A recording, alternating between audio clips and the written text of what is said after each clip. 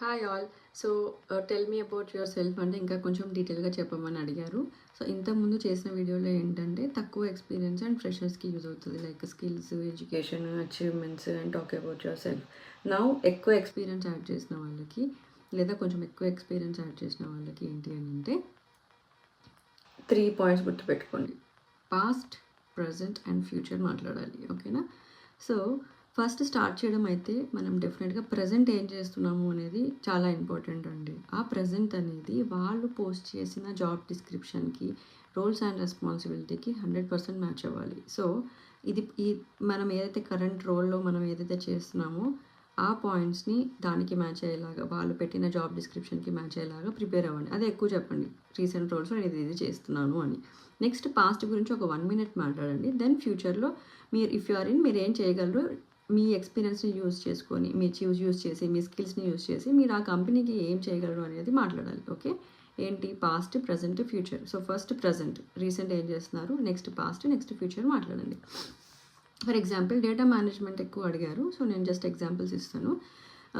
వేరే డొమైన్స్ కూడా నేను డెఫినెట్గా నెక్స్ట్ వీడియో చేస్తాను, ఓకేనా? So in my current and recent role I have led data management activities like protocol review, CRF and DCRF development, edit check programming, coordination. I have also led UAT to database log. ఓకేనా, ఇది చెప్పొచ్చు. మీ different domains అయితే మీరు I have led so and so అని కూడా మీరు mention చేసుకోండి. Next, I'm highly proficients EDC systems like Rave, Inform, EDC, వివా.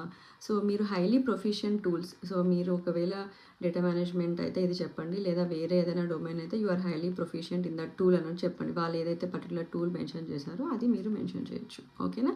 Next, lead పొజిషన్కి అప్లై చేస్తున్నారు కాబట్టి మీరు ప్రతి ఒక్కరితో కమ్యూనికేట్ అవుతున్నట్టుగా చెప్పాలి. సో నేను రెగ్యులర్గా వీళ్ళతో టచ్లో ఉంటాను అన్నట్టుగా చెప్పాలి. So as a lead I will be communicating with biostatisticians team, clinical operations and programmers as well as with external vendors to make sure everything going smooth on time with quality. So ఈ point ఖచ్చితంగా mention చేయండి, ఓకేనా? Next వచ్చి మీ strength గురించి మాట్లాడండి. ఏంటి మీ స్ట్రెంత్ ఏంటి?